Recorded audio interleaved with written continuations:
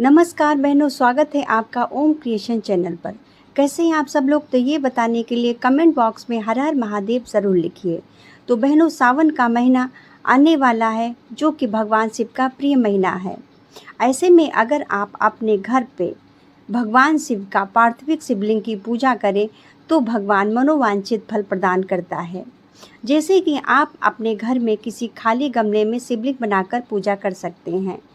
अगर आपको कोई खाली गमला ना मिल पाए तो कोई भी पौधा लगा हुआ गमला भी ले सकते हैं आप। ध्यान रखें कि तुलसी का पौधा ना लगा हो। पौधे लगने की अगर बात कहें हम तो जैसे कि बेलपत्र का पौधा हो या तो समी का पौधा हो, तो उसके नीचे अगर आप शिवलिंग बनाकर पूजा करते हैं, मिट्टी की शिवलिंग बनाकर पूजा करते हैं तो ईश्वर आपके सभी मनोकामनाओं की पूर्ति करता है। तो चलिए जानते हैं कि पार्थिव शिवलिंग की पूजा कैसे करें। सबसे पहले हमने यहाँ पर एक खाली गमला लिया है। पेड़ वाला गमला कोई नहीं लिया है, खाली गमला लिया है और उसमें शिवलिंग बना ली है। अच्छे से जलाधारी भी बना ली है। अगर आप जलाधारी ना बना पाएँ तो कोई बात नहीं। सबसे पहले हम जल अर्पित करेंगे शिवलिंग पर, फिर कच्चा दूध अर्पित करेंगे।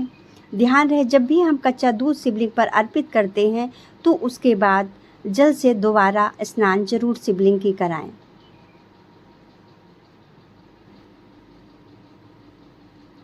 अब हम यहाँ पर भगवान शिव को फूल अर्पित करेंगे। हमने यहाँ पर कनेर के फूल ले रखे हैं जो कि बहुत ही शुभ माने जाते हैं। आपको जो भी फूल मिल सके या बेलपत्र मिल सके आप उसे भगवान पर चढ़ा सकते हैं। जैसे कोई सफ़ेद फूल हो तो सबसे अच्छी बात है, भोले बाबा को सफ़ेद फूल सबसे प्रिय होता है।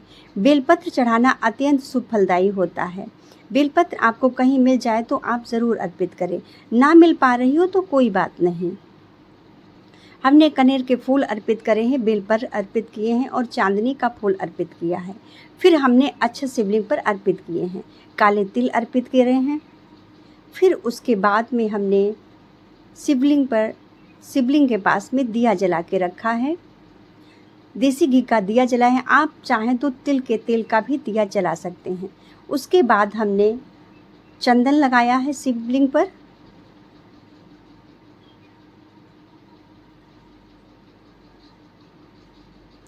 अच्छे से आप शिवलिंग पर चंदन लगाएं और थोड़ा सा चंदन भगवान शिव को छिड़क भी दें।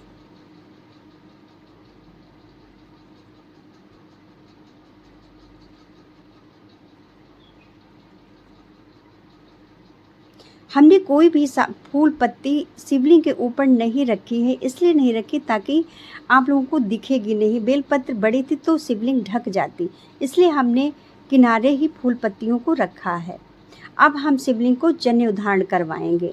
शिव को जनेऊ जरूर धारण करवाएं। चाहे आप मंदिर जाएं, चाहे आप घर पे पूजा कर रहे हैं, जनेऊ जरूर पहनाएं भोलेनाथ बाबा को। फिर उसके बाद में हम धूप बत्ती जलाएंगे। अगर आपके पास कोई व्यवस्था नहीं हो पा रही है घर पे तो कोई बात नहीं, आप साधारण से जाके गमले में मिट्टी का शिवलिंग बनाकर ऐसे ही आप जल अर्पित कर दे, तब भी भोलेनाथ बाबा प्रसन्न हो जाते हैं। कोई विधि विधान की ज़रूरत नहीं रहती। ध्यान रहे कि शिवलिंग पर दक्षिणा जरूर चढ़ाएं। 1 रुपये का सिक्का बहुत होता है। उसके बाद नंदी बाबा के लिए हमने यहाँ पर धूप चढ़ाई है।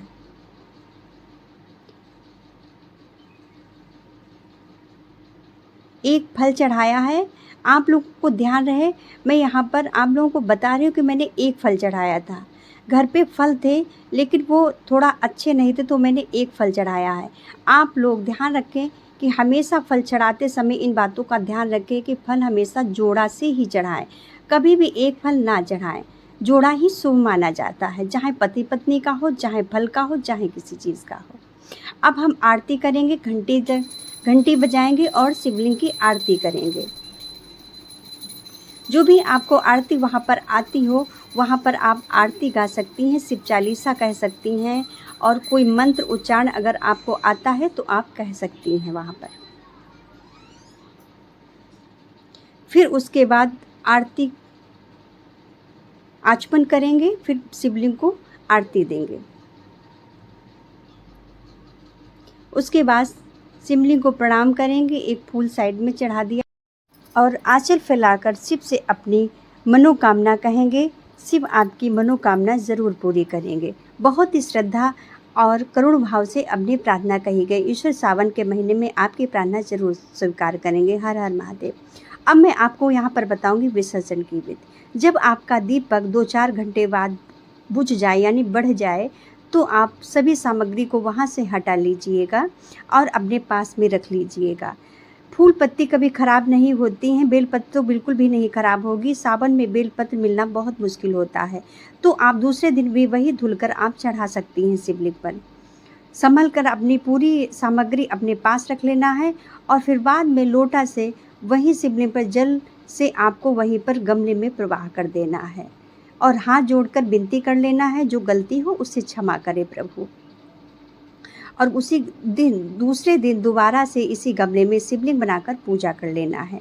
तो ये थी हमारी पार्थिव शिवलिंग की पूजन विधि घर में कैसे करें। तो वीडियो अगर अच्छा लगा हो तो आपको लाइक और सब्सक्राइब ज़रूर करिएगा। मिलते हैं अगले वीडियो के साथ। हर हर